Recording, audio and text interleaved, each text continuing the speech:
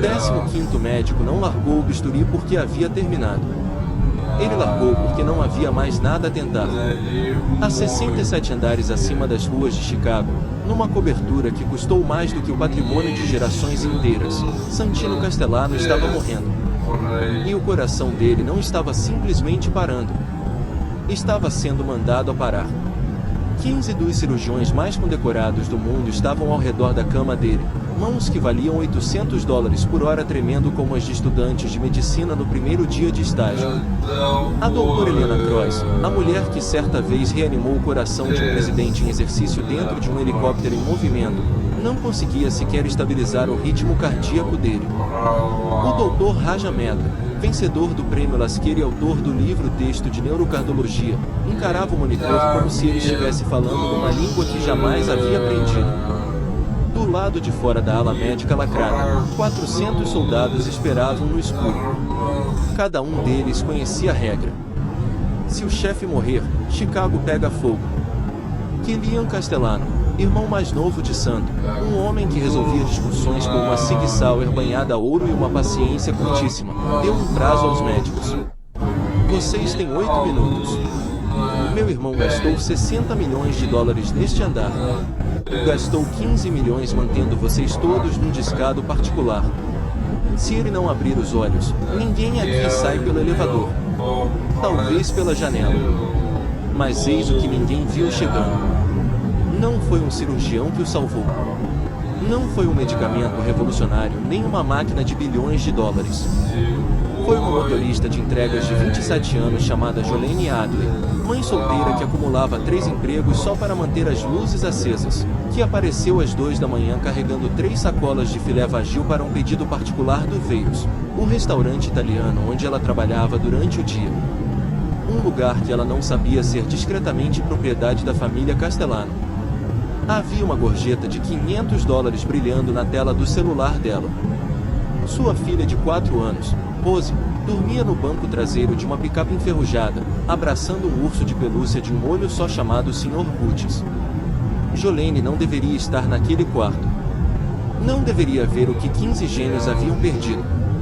Mas ela sentiu um cheiro vindo do travesseiro. Algo que as máquinas não conseguiam detectar e os médicos não reconheciam. E ela sabia exatamente o que era, porque da última vez que havia percebido aquele aroma, ele vinha do laboratório no porão da casa do seu pai, no lado sul de Chicago.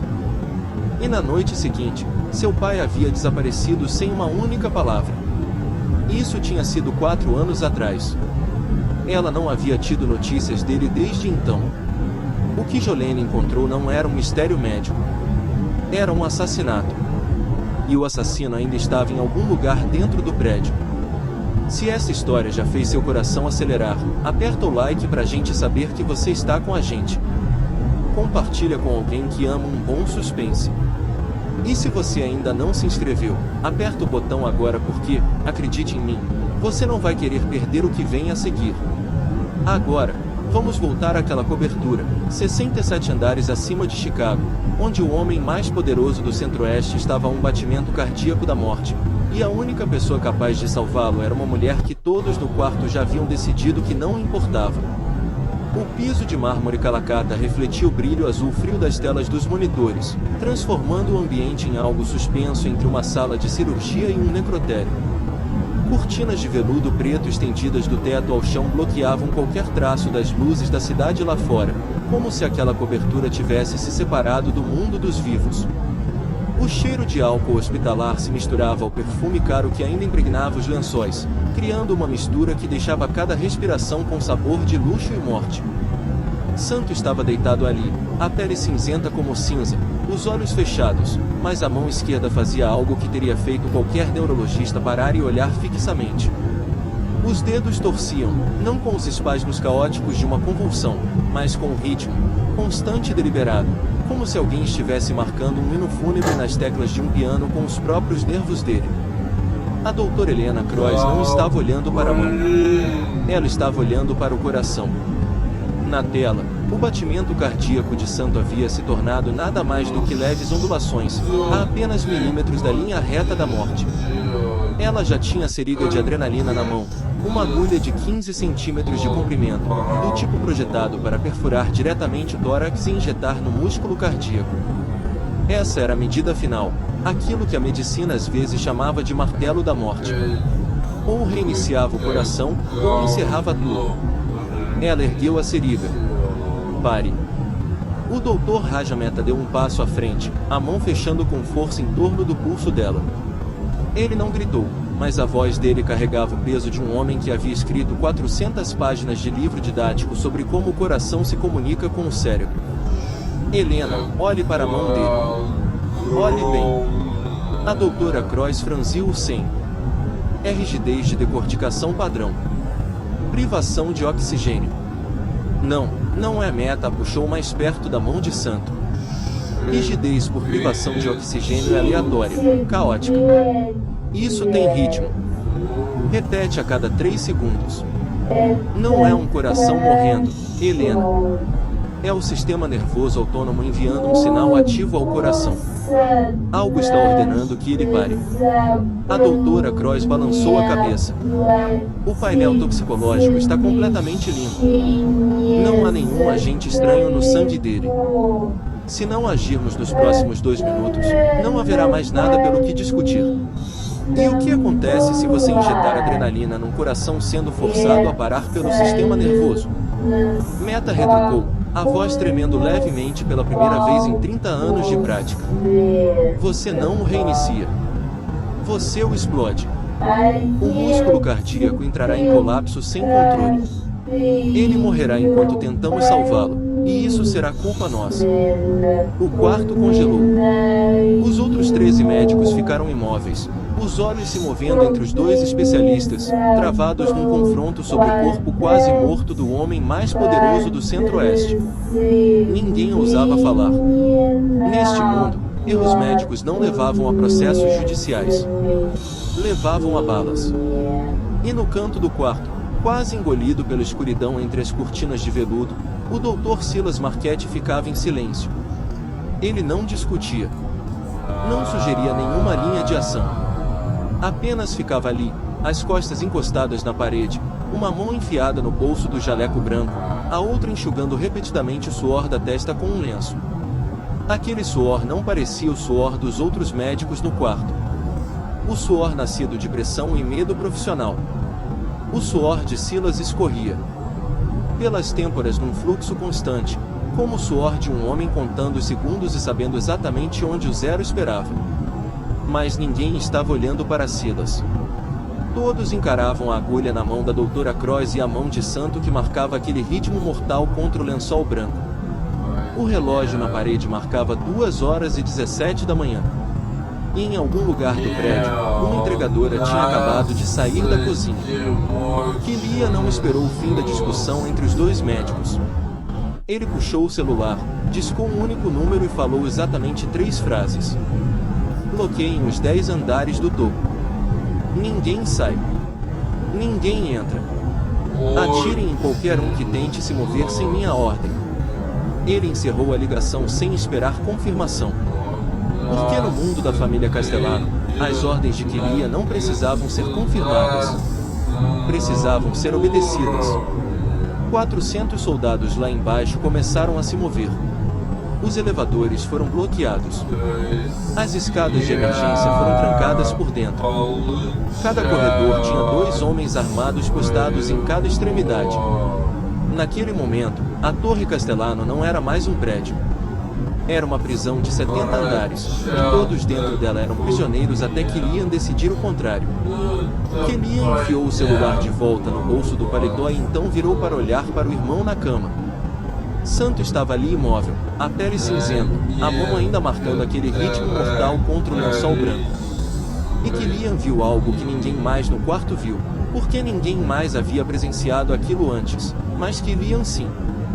17 anos antes. Hospital Northwestern Memorial, 9º andar, quarto particular no fundo do corredor. Liam tinha 16 anos, sentado numa cadeira de plástico grande demais para o corpo magro de um menino criado com punhos e fúria. Sua mãe, Margarita Castellano, estava na cama do hospital, a pele amarela como cera, tubos nos 2 braços. Ela havia sido envenenada 2 semanas antes numa festa da família Caruso. Uma dose de arsênico orgânico misturada ao vinho tinto, lento e implacável, o tipo de veneno que quando os médicos finalmente o encontraram, seus rins já estavam mortos. Killian lembrava do cheiro daquele quarto de hospital. O aroma de plástico hospitalar misturado aos vírus brancos que alguém havia trazido. Lembrava do som do ventilador, o bip constante que foi ficando mais lento, e então se tornou uma única linha reta. Lembrava de ter gritado até a garganta rasgar, mas ninguém ouviu, ou ninguém se importou o suficiente. E lembrava de Santo. Santo aos 19 anos entrando no quarto quando tudo já havia acabado. Seu irmão não gritou, não chorou. Santo simplesmente ficou ali olhando para o corpo da mãe. Depois virou e puxou Killian para um abraço. Segurou-o com tanta força que Killian conseguia sentir o coração do irmão batendo através do peito. Santo disse apenas uma frase, a voz tão baixa que só Killian conseguia ouvir. Nunca mais. 4 meses depois, a família Caruso inteira desapareceu de Chicago. Não desapareceu no sentido figurado, desapareceu no sentido literal. A polícia nunca encontrou um único corpo. Agora, 17 anos depois, Killian estava naquela cobertura olhando para o irmão deitado numa cama médica, pele cinzenta, mão tremendo, e via aquela mesma cena se repetir. A cena que Santo havia jurado que nunca mais aconteceria. Killian apertou a Sig Sauer banhada a ouro na mão com tanta força que os nós dos dedos embranqueceram. Ele não sabia em quem precisava atirar, mas sabia de uma coisa com absoluta certeza. Alguém naquele prédio iria pagar. Você deveria respirar, Killian. A voz veio do canto do quarto. Baixa, lenta, e tão calma que era quase sem emoção. Judy Thorne saiu das sombras. Não exatamente saiu. Com mais precisão, permitiu que as outras pessoas o notassem. 62 anos, conselheiro da família Castellano por 4 décadas. Judy era o tipo de homem com quem você podia ficar na mesma sala por 1 hora e esquecer que ele estava lá, até que ele falasse. E quando isso acontecia, já era tarde demais para fazer qualquer coisa exceto ouvir. Ele usava um terno cinza de 3 botões, a mão direita repousando num cajado de ébano com punho prateado. Não porque precisasse do cajado para andar, mas porque dentro dele havia uma lâmina de 30 centímetros, e Judy Thorne jamais ia a lugar algum sem carregar algo capaz de encerrar uma conversa. Ele olhou para Killian com olhos impassíveis, depois para Santo, depois deixou o olhar percorrer os 15 médicos agrupados como ovelhas entre lobos. Não disse mais uma palavra. Não precisava. E na porta principal que levava à suíte médica, Declan Voice estava posicionado como uma muralha. 45 anos, ex-SEAL da Marinha Americana, 12 anos de serviço antes de ser dispensado por uma missão que o Pentágono queria pagar dos registros. Declan não era o tipo de segurança que usava terno preto apenas para parecer importante. Era o tipo de homem que entrava no cômodo e os instintos de sobrevivência de todos ali se elevavam de uma vez, sem que ninguém entendesse por quê. Os olhos de Declan varriam o quarto continuamente, nunca se fixando num ponto por mais de 2 segundos. Um hábito dos anos em que ele vistoriava prédios em Fallujah à procura de bombas. Ele não se importava com a discussão médica. Importava-se com as mãos de cada pessoa no quarto, se alguém estava alcançando algo que não deveria alcançar. 2h20 da manhã. Santo ainda estava deitado ali, a agulha de adrenalina ainda suspensa na mão da doutora Cross. E do outro lado da porta da cozinha, um par de olhos observava através da fresta estreita. Os olhos de uma mulher que acabará de captar um cheiro que desejava com todo o coração nunca ter aprendido a reconhecer.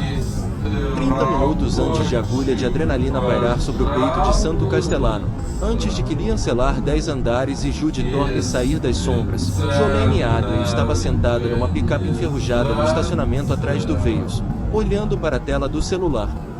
Um pedido de entrega noturna acabará de chegar.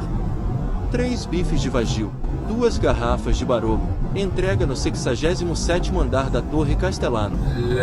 Gorjeta, $500. Jolene leu o número 2 vezes. $500, o equivalente a 3 noites seguidas de entrega sem dormir.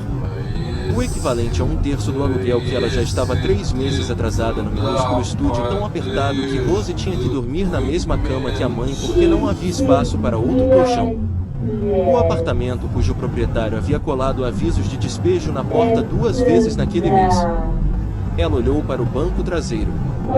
Rose estava enrolada sob um cobertor fino, os 2 braços apertados ao redor do Sr. Butts, ursinho que havia perdido um olho há muito tempo, o recheio saltando da costura rasgada no pescoço.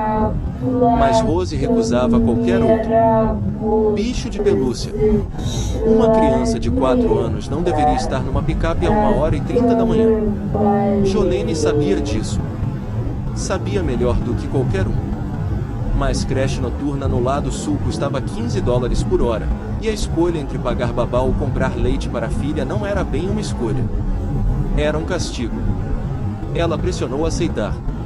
Enquanto a caminhonete saía do estacionamento, Jolene dirigia com uma mão, a outra esticada pelo espaço entre os bancos, pousada nas costas de Rose para garantir que a menina não rolasse para o chão nas curvas. Essa era a vida dela. 3 empregos. Preparação na cozinha do veios da manhã até o fim da tarde. Limpeza de prédios comerciais das 18 horas às 22 horas. E entregas noturnas até os olhos não conseguirem mais se manter abertos. 4 horas de sono em média. Inflamação crônica no tendão da mão direita de tanto segurar o volante. Manhãs em que ela precisava mergulhar os dedos em água quente por 10 minutos completos antes de conseguir fechá-los. Tinha 27 anos, mas o corpo carregava os destroços de alguém nos 50. Nem todo aquele estrago vinha do trabalho. 3 das costelas do lado esquerdo de Jolene já haviam sido quebradas. Não em acidente de carro. Derek Adley, seu ex-marido, policial de Chicago, tinha chutado seu estômago quando ela estava com 7 meses de gravidez. Ele estava bêbado. Ele estava sempre bêbado. E quando estava bêbado, tudo se tornava culpa de Jolene. A tigela que não havia sido lavada, a camisa que não havia sido passada, a expressão no rosto dela que ele decidia não ser respeitosa o suficiente. Naquela vez, Jolene ficou no chão da cozinha com os 2 braços em volta da barriga, sentindo Rose chutar furiosamente lá dentro. E ela jurou que se esse bebê sobrevivesse, nunca deixaria ninguém tocar na sua filha. Rose sobreviveu. Jolene cumpriu a promessa. Ela saiu, pediu o divórcio e viveu num abrigo para mulheres vítimas de violência por 6 meses antes de finalmente conseguir alugar o estúdio no lado sul. Derek não a procurou. Não porque a havia deixado ir, mas porque 2 anos antes, o carro dele havia explodido na Interestadual 90 às 3 da manhã. A polícia chamou de acidente, vazamento de combustível. Jolene não chorou quando soube. Não sentiu nada. Apenas um vasto espaço vazio onde deveria haver algum sentimento. Mas perder Derek não havia sido a maior dor de sua vida. A maior dor havia acontecido 2 anos antes disso, quando seu pai, Raymond Adley, desapareceu. Sem bilhete, sem telefonema, sem uma única mensagem. Numa manhã, Jolene foi à casa do pai no lado sul e encontrou a porta da frente aberta. O laboratório do porão completamente vazio. Cada livro, cada produto químico, cada instrumento desaparecido, como se nunca tivesse existido. A polícia abriu um caso de pessoa desaparecida, investigou por 3 semanas e então encerrou o caso. 4 anos se passaram. Jolene havia parado de ligar para o número antigo do pai há muito tempo. Havia se forçado a acreditar que ele havia simplesmente ido embora, que não queria o fardo de uma filha grávida amarrada a um marido violento, que havia escolhido desaparecer porque ela não valia a pena ficar. Ela acreditava nisso porque, se não acreditasse, teria que acreditar que algo pior havia acontecido com ele. E esse pensamento a teria devorado por inteiro. A caminhonete parou em frente à Torre Castellano. Jolene olhou para o prédio, 67 andares de vidro e aço cortando a noite de Chicago como uma lâmina. Ela ergueu Rose, ainda profundamente adormecida, no braço esquerdo, pegou as 3 sacolas de comida com a mão direita e entrou no saguão. Um elevador privativo a levou até o 67º andar. As portas se abriram. Declan Voice estava ali bloqueando a passagem como uma parede de concreto. Ele não disse olá e não perguntou quem ela era. Disse: coloque a comida no chão e levante as mãos. Na voz de um homem que havia dito essas palavras para centenas de outras pessoas, nem todas as quais haviam vivido para contar depois. Jolene pousou a comida no chão e instintivamente protegeu Rose com o próprio corpo. Declan revistou as sacolas. Revistou ela de forma rápida e fria como uma inspeção no aeroporto militar. Então apontou em direção à cozinha. Entre ali. Espere. Não saia. Jolene entrou na cozinha ainda carregando Rose nos braços. A porta se fechou atrás dela. E da direção da suíte médica, aquele cheiro escapou pela fresta estreita na porta. O cheiro que ela nunca deveria ter sido capaz de reconhecer. O cheiro que desejava com todo o coração poder esquecer. Jolene deitou Rose no sofá comprido no canto da cozinha, enrolou o cobertor fino ao redor do corpo da filha e enfiou o Sr. Boots no espaço entre o braço de Rose e o queixo para que a menina não acordasse assustada num lugar estranho. Então se levantou, e aquele cheiro veio de novo. Não estava vindo da cozinha. Ele escapava pela fresta estreita na porta que conectava a cozinha ao corredor que levava à suíte médica. Fraco, mas inconfundível. Claro como um sino num quarto vazio. Lavanda, mas não lavanda. Jolene inspirou fundo, as narinas se abrindo, e abaixo da nota floral familiar da lavanda ela captou outra coisa. Uma nota mais pesada, mais amarga, escondida embaixo como primer sob uma pintura. O tipo de cheiro que 99% das pessoas neste mundo jamais notaria porque nunca souberam que existia. Mas Jolene não fazia parte desses 99%. Pela porta entreaberta, ela conseguia ver a suíte médica. Santo estava imóvel, a mão ainda marcando aquele ritmo convulsivo contra o lençol branco. Os médicos discutiam. A voz da doutora Croy subindo sobre a do Dr. Meta. Depois a voz de Meta empurrando de volta sobre a dela. E então os dois silenciando quando Killian disse algo que Jolene não conseguia distinguir direito. Mas Jolene não estava olhando para os médicos. Estava olhando para o travesseiro embaixo da cabeça de Santo. O travesseiro coberto por seda. E aquela seda carregava exatamente o cheiro que ela tentava separar na mente. Então seus olhos se deslocaram para a mesinha de cabeceira. Uma jarra de prata de chá de hortelã pela metade. O vapor havia sumido há muito tempo, mas o aroma fraco ainda persistia. E no momento em que viu a chaleira ao lado do pano de seda, sua mente disparou 15 anos para trás como se puxada por um arame. O porão da casa do pai no lado sul de Chicago. Jolene aos 12 anos sentada num banco giratório alto demais para ela. Os pés balançando acima do chão, oscilando no ar frio com cheiro de produtos químicos. O laboratório de Raymond Adley não se parecia com laboratórios de filmes. Sem microscópios reluzentes, sem quadro negro coberto de fórmulas brancas. Parecia mais com uma cozinha cheia de potes de vidro com pós, folhas secas, óleos essenciais e livros antigos encadernados em couro que o pai havia lido tantas vezes que as lombadas tinham desgastado. Raymond segurava 2 pequenos frascos de óleo diante do nariz da filha. Cheira isso. A pequena Jolene cheirou. Lavanda. Ótimo. Agora cheira este. Jolene inspirou do segundo frasco. Cheirava exatamente igual. Também a lavanda? Raymond balançou a cabeça. O sorriso dele tingido de tristeza. Não, minha filha.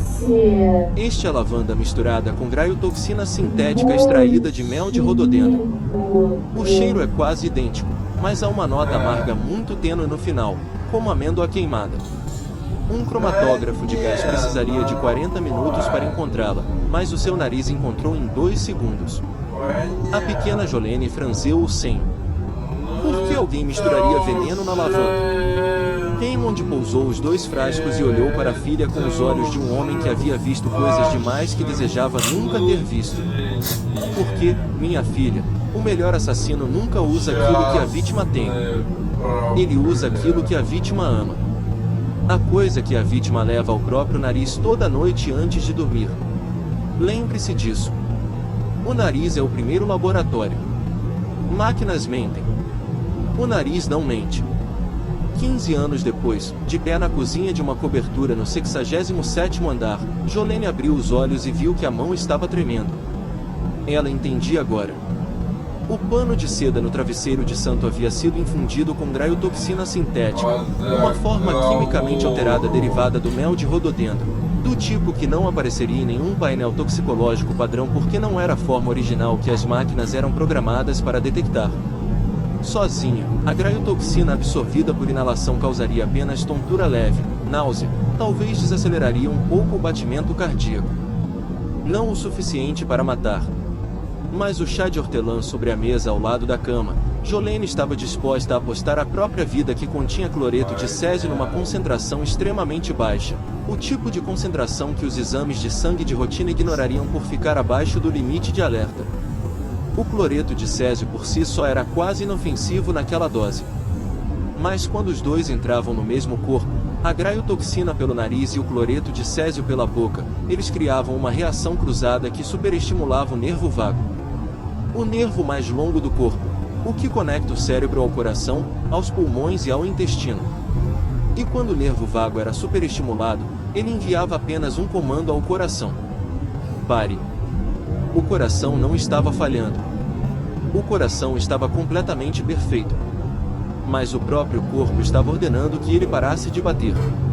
É por isso que 15 médicos não haviam encontrado a causa. Eles buscavam uma doença. Mas isso não era doença. Era um assassinato projetado para parecer doença. Jolene olhou pela fresta da porta novamente. A doutora Croix ainda segurava a seringa de adrenalina.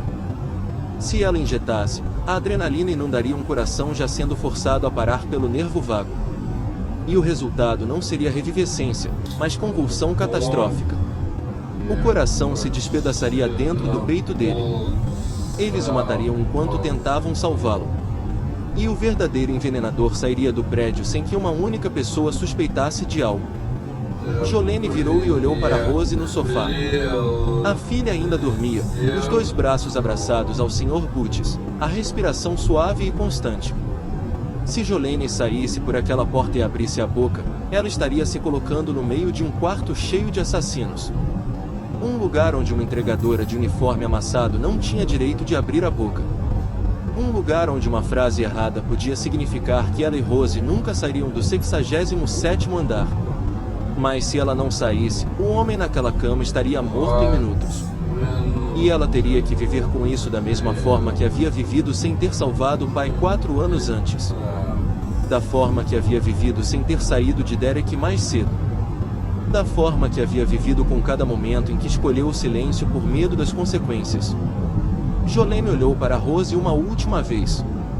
Então endireitou as costas, empurrou a porta da cozinha e saiu.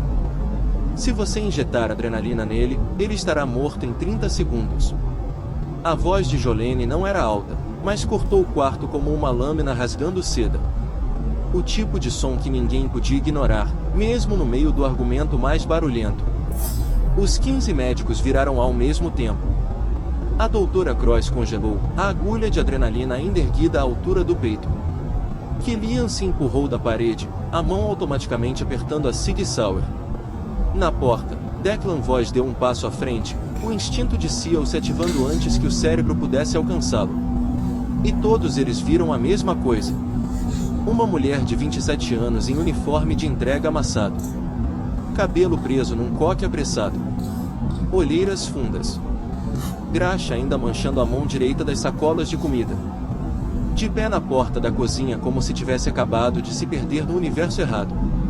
Alguém está o matando, Jolene disse novamente, a voz levemente trêmula, mas os olhos sem pestanejar. Aqui neste quarto. O silêncio durou exatamente 2 segundos. Então o Dr. Rajameto despedaçou com uma risada zombeteira. O tipo de risada que pessoas com doutorado e prêmios internacionais reservam para quem elas acreditam não ter direito de estar no mesmo ambiente que elas. E quem é você? Adra, Google? Jolene não olhou para a meta. Olhou direto para a doutora Croix, nos olhos da mulher que segurava a agulha capaz de salvar Santo Castellano ou matá-lo nos próximos 30 segundos. O pano de seda no travesseiro dele, disse Jolene, dando um passo à frente. Foi tratado com lavanda, mas não lavanda pura. Sob o óleo essencial a graiotoxina sintética, uma forma quimicamente alterada derivada do mel de rododendro. Esse tipo não aparece em um painel toxicológico padrão porque não é a forma original. As máquinas não estão programadas para procurá-la. Meta parou de rir, não porque acreditasse nela, mas porque uma entregadora havia acabado de dizer as palavras graiotoxina sintética e pronunciado-as perfeitamente. O chá de hortelã na mesinha de cabeceira, Jolene continuou, apontando para a mesa sem nem olhar porque havia memorizado a posição de tudo no quarto pela fresta da porta durante os últimos 10 minutos. Ele contém cloreto de césio numa concentração extremamente baixa, abaixo do limite de alerta dos exames de sangue padrão. Sozinho, é inofensivo. Mas quando a graiotoxina entra no corpo por inalação através do pano, e o cloreto de césio entra pela digestão através do chá, as duas substâncias criam uma reação cruzada que superestimula o nervo vago. Esse nervo envia um sinal direto ao coração. Pare de bater. Ela olhou para a agulha na mão da doutora Cross. O coração dele está completamente saudável. Não está falhando. Está sendo ordenado a parar pelo próprio sistema nervoso. Se você injetar adrenalina num coração suprimido por um reflexo vagal extremo, a adrenalina não o reiniciará. Vai desencadear um espasmo cardíaco descontrolado. Ele morrerá nessa cama e todos aqui acreditarão que foi uma doença. O quarto ficou quieto como a morte. O tipo de silêncio em que se podia ouvir o monitor apitando e o som do suor de alguém caindo no piso de mármore. A doutora Cross olhou para Jolene, depois para o pano no travesseiro, depois para o chá. Ela não acreditava nela, mas também não se atrevia a desacreditar. Verifiquem as pupilas dele, disse Jolene. Não procurem dilatação ou constrição. Procurem tremor na íris, um tremor rítmico da íris. Esse é o único sinal visível de graiotoxina sintética que pode ser detectado a olho nu. Se eu estiver errada, vá em frente e injete nele. Se eu estiver certa, abaixe essa agulha imediatamente. A doutora Cross olhou para Meta. Meta não acenou, não balançou a cabeça, mas também não se opôs. E no mundo da medicina, quando um vencedor do prêmio Lasker não se opõe, isso é permissão. A doutora Cross tirou uma lanterna médica do bolso, se aproximou da cabeceira de Santo e apontou diretamente para o olho esquerdo dele. Manteve a mão firme, olhou com atenção, e então prendeu a respiração num suspiro súbito, o tipo que médicos veteranos soltam quando veem algo para o qual nenhum livro didático os preparou. A íris de Santo não dilatou. Não contraiu. Estava tremendo, torcendo ritmicamente, de forma constante, uma vez a cada 3 segundos, no mesmo compasso dos dedos batendo contra o lençol branco. Meu Deus, a doutora Cross sussurrou. Ela virou para olhar para Jolene, e pela primeira vez naquela noite, os olhos da mulher que havia salvo um presidente não continham nenhuma confiança. Ela está certa. Ela abaixou a agulha de adrenalina. A mão estava tremendo. Meta se adiantou e examinou a pupila de Santo ele mesmo.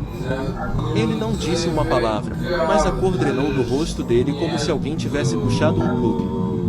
Os 15 melhores médicos do mundo ficaram em silêncio, olhando para uma entregadora que acabava de salvar o paciente deles das próprias mãos deles. E no canto do quarto, o Dr. Silas Marquette não estava mais enxugando suor porque o suor havia parado de cair. O rosto dele ficara branco como giz, mais branco do que o paciente na cama, branco como um homem que acabará de ver a própria morte entrar pela porta. Jolene não notou isso. Ela estava olhando para Santo, mas Jude Thorne sim. E o velho não deixava nada escapar. O silêncio ainda nem havia começado a se dissipar quando Jolene sentiu um aço frio se pressionar contra sua têmpora direita. O cano da Sig Sauer banhada a ouro de Killian Castellano se empurrou com força suficiente contra a pele dela para que ela pudesse sentir a aro do metal se imprimindo no crânio. Killian não gritou. A voz era baixa, uniforme e lenta. O tipo de voz mais perigoso do que qualquer grito. Porque um homem que grita é um homem perdendo o controle. Mas um homem que fala em sussurro é um homem que já tomou sua decisão e apenas a anuncia. Por que você sabe essas coisas? Killian perguntou, Os olhos impassíveis, as pupilas estreitadas em 2 pontos negros num campo de cinza. Quem te mandou aqui? Jolene podia sentir o próprio coração batendo na têmpora, bem embaixo do cano da arma, tão rápido que ela pensou que Killian também pudesse ouvi-lo. Mas ela não recuou. Não havia para onde recuar. Meu pai é Raymond Adley, ela disse, a voz tremendo na primeira palavra, depois se firmando progressivamente a partir da segunda, como se o corpo houvesse decidido que o medo era um luxo que não podia se dar naquele momento. Ele era farmacêutico, químico. Serviu as famílias ao redor dos Grandes Lagos por 25 anos, preparando, contrariando venenos, lidando com as coisas que as famílias não queriam que os hospitais soubessem. Ele desapareceu 4 anos atrás. Não deixou uma única palavra. Do canto do quarto veio o bater leve de um cajado de ébano no mármore. Judy Thorne se adiantou devagar, um passo de cada vez, como se estivesse caminhando num palco e não através de uma suíte médica. Ele parou a 3 passos de Jolene e a olhou com os olhos impassíveis de um homem que havia servido a família Castellano por 4 décadas. Olhos que tinham visto cada tipo de mentira e sabiam exatamente como ela parecia. Raymond Adley, Judy disse devagar, como se o nome fosse uma bala dura que ele girava na boca antes de engolir. Eu o conhecia. Um dos melhores químicos ao norte do rio Ohio. Brilhante, discreto, desapareceu uns 4 anos atrás. Ninguém jamais o encontrou. Ele olhou para Killian. Abaixe a arma, rapaz. Killian não a abaixou. Olhou para Jolene. Depois para Judy, depois para o irmão na cama, aquele corpo cinzento escorregando lentamente para a morte segundo a segundo. Depois voltou a olhar para Jolene, e nos olhos dele algo se moveu. Não confiança, mas o cálculo frio de um homem pesando risco contra a perda. Se você estiver errada, Killian disse, o cano ainda pressionado contra a têmpora dela. Não vou matar você. Vou matar a pequena primeiro. Faço você assistir. O tempo parou. Não no sentido figurado. Jolene sentiu tudo no quarto se solidificar. Os apitos do monitor desapareceram. A respiração dos médicos desapareceu. O bater do cajado de Judy desapareceu. Apenas aquela frase permaneceu. Suspensa no ar como o cheiro de pólvora após o primeiro tiro. Então Jolene virou lentamente a cabeça. O cano da arma deslizou da têmpora para a bochecha. Mas ela não parou. Virou até estar olhando diretamente nos olhos de Killian. A arma agora apontada diretamente para o centro da testa dela, e ela falou numa voz que mal reconheceu como sua. A voz de alguém que havia sobrevivido a costelas quebradas, a um marido abusivo, a um pai ausente e a 3 empregos de uma vez por 4 anos sem desabar. A voz de alguém que não tinha mais nada a perder exceto a criança de 4 anos dormindo atrás da porta da cozinha. Minha filha tem 4 anos. Está dormindo na sua cozinha. Está segurando um ursinho de um olho só chamado Sr. Boots porque não posso comprar um novo para ela. Jolene não ergueu a voz. Abaixou. E de alguma forma isso era ainda mais assustador. Se você tocar na minha filha, vou deixar seu irmão morrer aqui nessa cama. Vou passar por cima de você, passar pelos seus 400 soldados, pegar minha filha e ir embora. E então você terá que explicar para cada família de Chicago a Detroit que seu irmão morreu não porque ninguém conseguia salvá-lo, mas porque você ameaçou matar a filha da única pessoa que podia. Killian a olhou. E nos olhos de um homem que havia cometido seu primeiro assassinato aos 17 anos, que havia torturado, enterrado, incendiado, algo se deslocou. Não medo. Killian Castellano não conhecia o medo. Mas ele reconhecia algo que entendia. Algo que respeitava, mesmo que nunca admitisse. A disposição de morrer pela pessoa que você está protegendo. Ele havia visto isso em Santo 17 anos antes quando o irmão o segurou no chão do hospital e jurou que nunca perderia mais a família. E agora via isso numa entregadora de uniforme amassado. Killian abaixou a arma. Não devagar. Um movimento brusco, como cortar um arame. Do que você precisa? Ele perguntou, a voz ainda fria, mas o cano agora apontado para o chão. Jolene respirou pela primeira vez nos últimos 2 minutos. Preciso da cozinha. 7 minutos. E traga minha filha para cá. Não a deixe na caminhonete por mais um segundo sequer, agora. Jolene entrou na cozinha da cobertura e por um breve momento esqueceu que um cano de arma havia sido pressionado contra sua cabeça momentos atrás. A cozinha era tão grande quanto o estúdio inteiro onde ela e Rose viviam. Aço inoxidável do chão ao teto, 3 fogões industriais, 2 geladeiras de pé mais altas do que ela, bancadas de granito tão espessas quanto o punho de um homem, e um sistema de ventilação que valia mais do que a picape enferrujada que ela dirigia.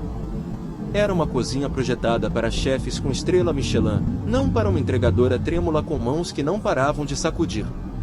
Mas Jolene não tinha tempo para tremer. Declan Voice apareceu na porta da cozinha, e nos braços dele, Rose estava enrolada, ainda abraçando o Sr. Butts, ainda dormindo como se o mundo não estivesse desabando 67 andares acima do chão. Declan pousou a criança no sofá do canto com tanto cuidado que Jolene chegou a se sobressaltar, pois não havia acreditado que um homem capaz de quebrar pescoços com uma mão pudesse baixar uma criança de 4 anos numa almofada sem acordá-la. Jolene puxou o cobertor até os ombros de Rose, beijou a testa dela por um segundo, então virou e se tornou outra pessoa. Ela puxou o celular e ligou para Bryn Sawyer, sua única amiga de verdade, enfermeira numa clínica comunitária no lado sul. A única pessoa em quem confiava o suficiente para ligar às 2h30 da manhã. Bryn, não tenho tempo de explicar. Preciso que você venha à Torre Castellano agora.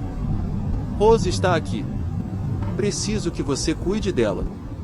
Não pergunte por quê. Ela desligou. Os 7 minutos começaram. Jolene abriu a primeira geladeira e varreu os olhos pelas prateleiras. Procura, procura, procura. Ovos. Ovos orgânicos de granja. Uma caixa de 12. Ela pegou 6, quebrou-os um a um na borda de uma tigela de aço, separando as claras com a precisão de alguém que havia feito isso milhares de vezes na cozinha do Veios. 6 claras límpidas, 6 gemas descartadas. Em seguida, virou-se para o sistema de filtragem de água instalado sob a pia. Era um aparelho de luxo feito com filtros de carvão ativo comprimido. Jolene não precisava de água. Precisava de carvão. Ela removeu o cartucho do filtro, abriu a carcaça plástica e puxou para fora o bloco sólido preto de carvão ativado. Então olhou ao redor da cozinha em busca de um pilão. Encontrou um pesado de granito, do tipo que chefes usavam para amassar especiarias, e começou a moer o carvão, as mãos batendo, girando, esmagando, com ritmo e força. Suor escorrendo da testa até o queixo. A doutora Helena Cross entrou na cozinha e ficou de pé observando. Ela não perguntou o que você está fazendo. Perguntou: por que não usar um liquidificador? Jolene não ergueu os olhos. O calor das lâminas destruiria a estrutura porosa do carvão. O carvão ativado funciona porque sua superfície tem milhões de minúsculos poros que absorvem toxinas. Se o calor sela esses poros, ele se torna pó preto inútil. A doutora Cross não disse nada. Era a resposta de uma química, não de uma entregadora. Jolene moeu o carvão num pó fino, negro como tinta, depois abriu os armários da cozinha. Mel manuka, do tipo que vinha num pote de $300 marcado com 25+, o tipo que Jolene nunca havia conseguido comprar para a própria filha quando ela estava com tosse. Ela despejou 2 colheres de sopa generosas na tigela de claras, depois azeite extra virgem, prensado a frio, da primeira colheita italiana, uma colher de sopa. Começou a misturar. E enquanto misturava, falou para a doutora Cross numa voz constante. Não para impressionar, mas porque precisava se ouvir falar para garantir que não estava perdendo nenhuma etapa. A graiotoxina sintética se liga aos lipídios no sangue e é reabsorvida pela parede intestinal, criando um ciclo fechado de toxina. Cada vez que passa pelo intestino, é reabsorvida para a corrente sanguínea e estimula o nervo vago mais uma vez. É por isso que o coração recomeça, depois para novamente. Não é um envenenamento único. É um ciclo. Ela despejou o pó de carvão na mistura.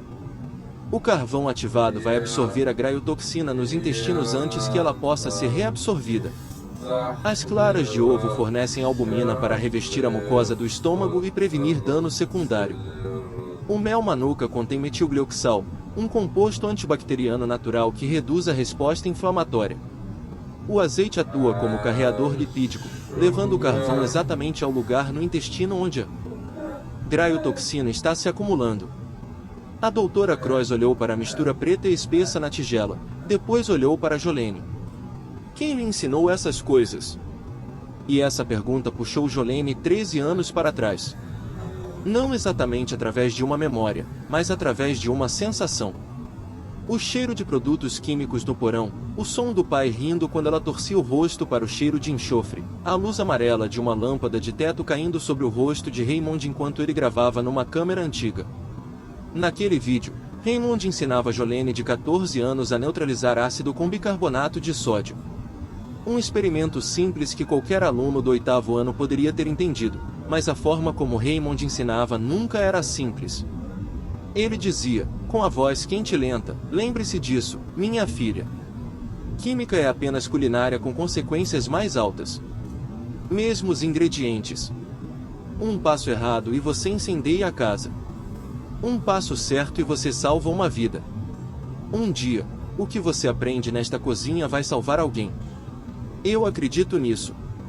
Jolene de 14 anos havia rido então, girando o pote de bicarbonato nas mãos, sem acreditar nele. Jolene de 27 anos estava parada agora na cozinha da cobertura do chefe de máfia mais poderoso do Centro-Oeste. As mãos enegrecidas de carvão, os olhos ardendo de suor. E não estava rindo. Ela terminou de misturar o composto e verificou a espessura inclinando a tigela. O líquido preto escorregava devagar como melado, exatamente denso o suficiente para aderir às paredes intestinais tempo suficiente para fazer seu trabalho. Pronto. Ela carregou a tigela para fora da suíte médica. 15 médicos a observaram entrar, segurando aquela tigela de mistura preta como se carregasse uma bomba. O Dr. Mehta se colocou à sua frente bloqueando o caminho. Isso é uma loucura. Não podemos bombear alguma mistura caseira de cozinha num paciente com base na palavra de uma entregadora qualquer. Ele não terminou a frase. O som metálico clicou atrás dele.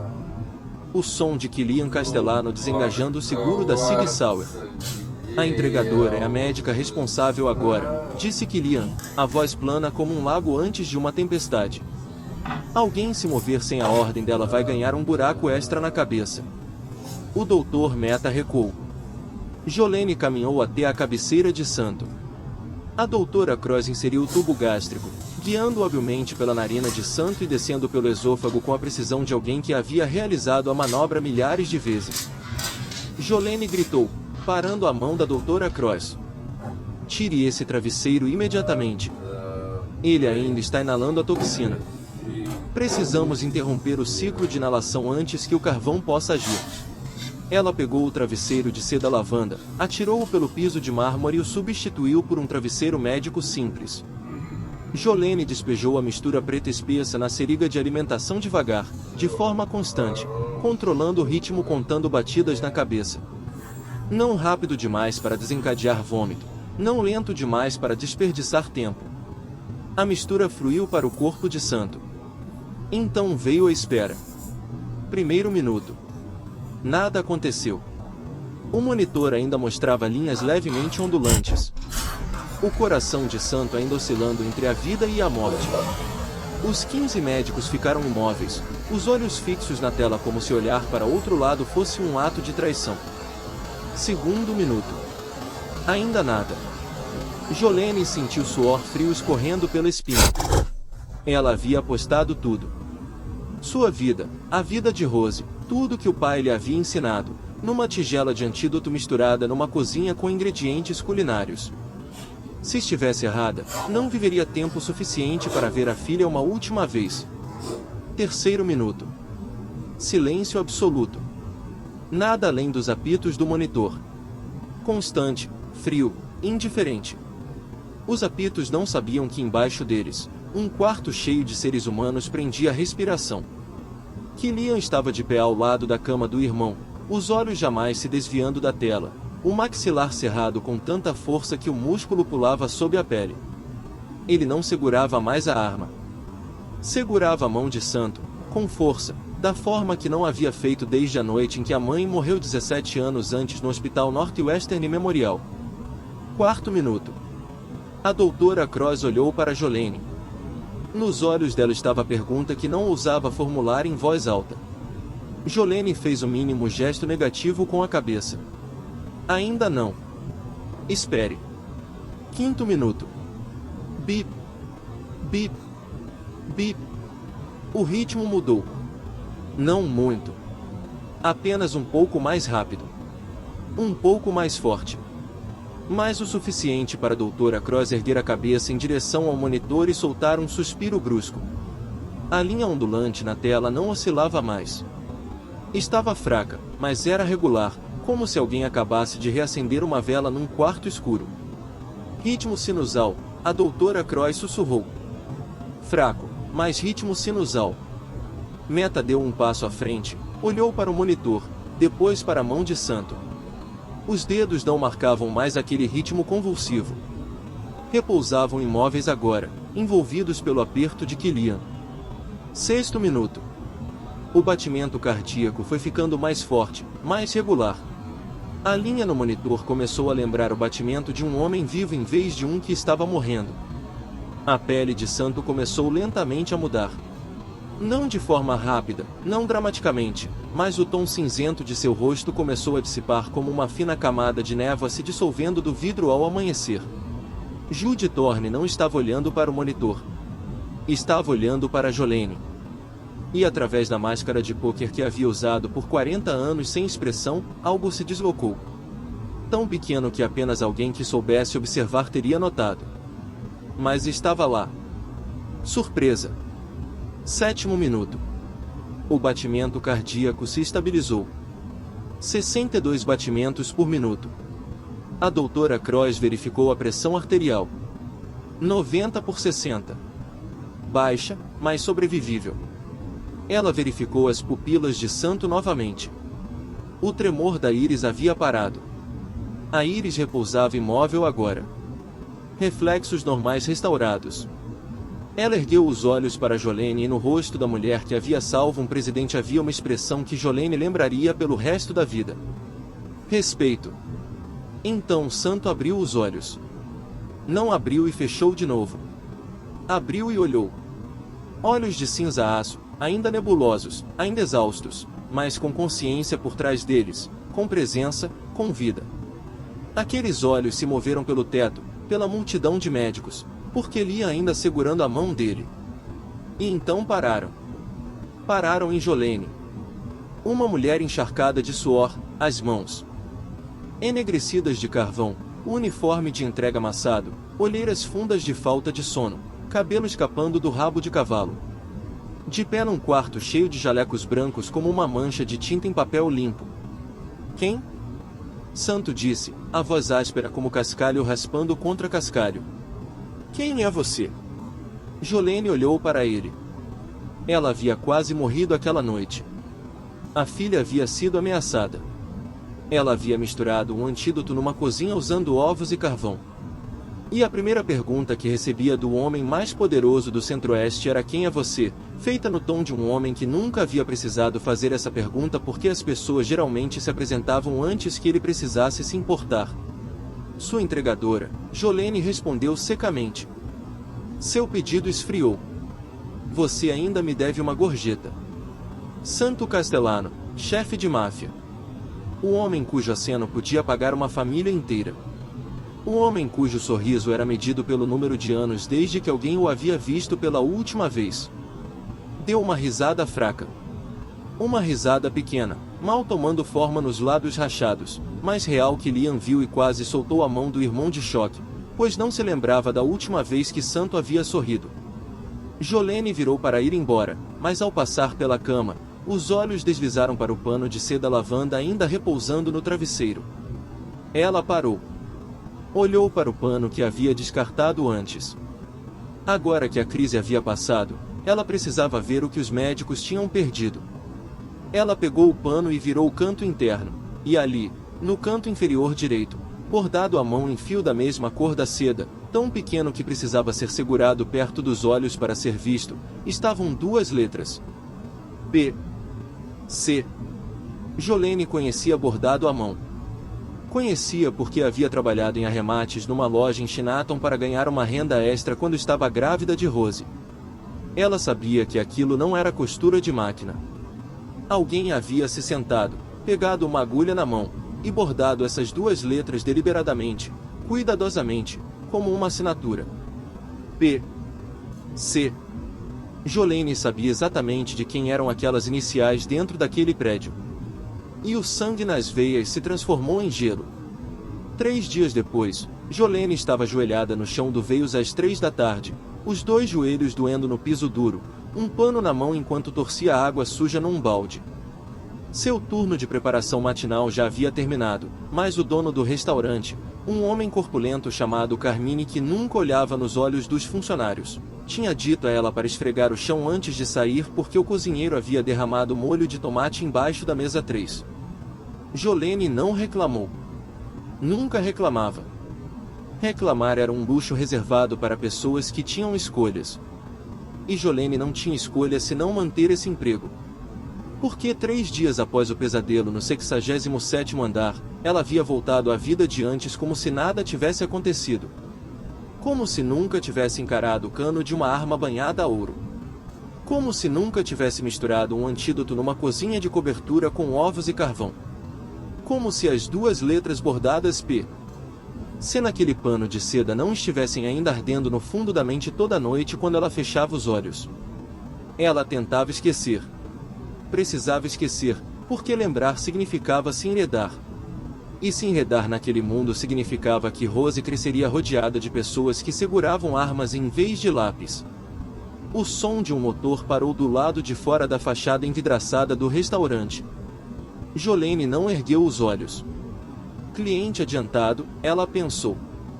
Mas quando ouviu sapatos de couro cruzando o piso, pesados, constantes, resolutos, soube que não era ninguém vindo para jantar. Declan Voice estava de pé na frente dela, bloqueando a maior parte da luz da janela, a sombra dele caindo sobre Jolene como um cobertor escuro. Ele usava um terno cinza, uma mão no bolso, o rosto ilegível, mas os olhos diziam mais claramente do que qualquer frase poderia. Isto não é um convite. O Sr. Castellano quer vê-la, disse Declan. Jolene torceu o pano, levantou-se, a dor disparando dos joelhos para os quadris. Não, ela disse. Declan não arqueou uma sobrancelha. Ele não estava acostumado a ser recusado, mas também não era o tipo de homem que repetia uma pergunta. Em vez disso, ele virou, saiu para a calçada e abriu a porta traseira do Rolls-Royce Phantom preto estacionado ali. Jolene olhou lá para fora e o coração despencou direto para o chão.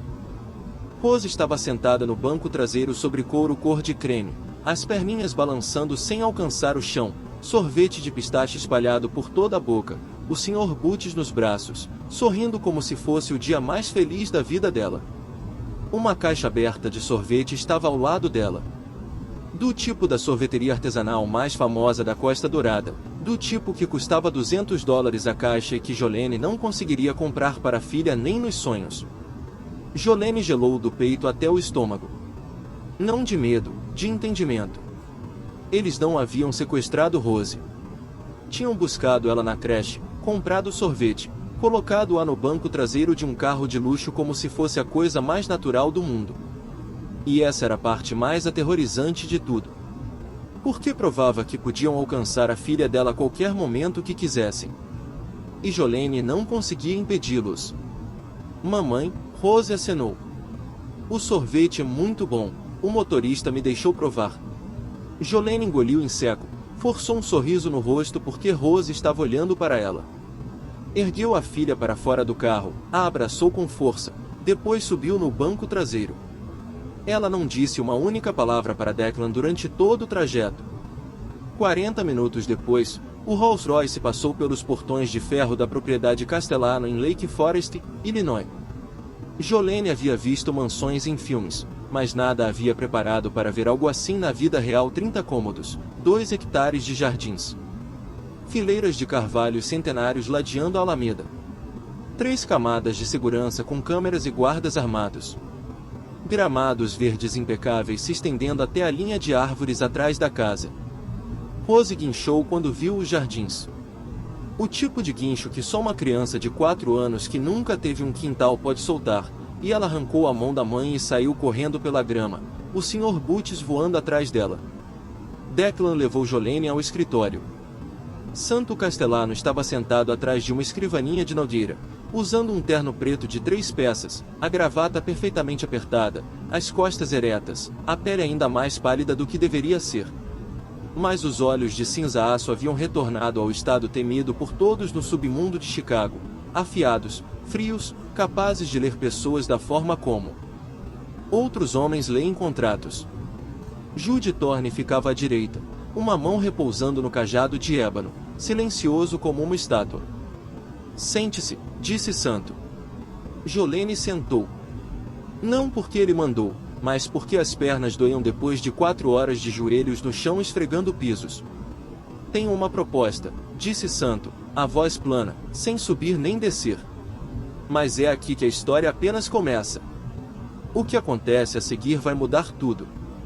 Segredos serão revelados. Vidas serão destruídas. E o amor será testado de maneiras que você nunca imaginou. Se você quer ver a parte 2, aqui está tudo o que você precisa fazer. Dedo indicador apontando para a direita, curta este vídeo, isso nos mostra que você quer mais. Dedo indicador apontando para a direita, inscreva-se no canal e ative o sino, para que a parte 2 encontre você no momento em que for lançada. Dedo indicador apontando para a direita, comente parte 2 abaixo, para sabermos que você está pronto.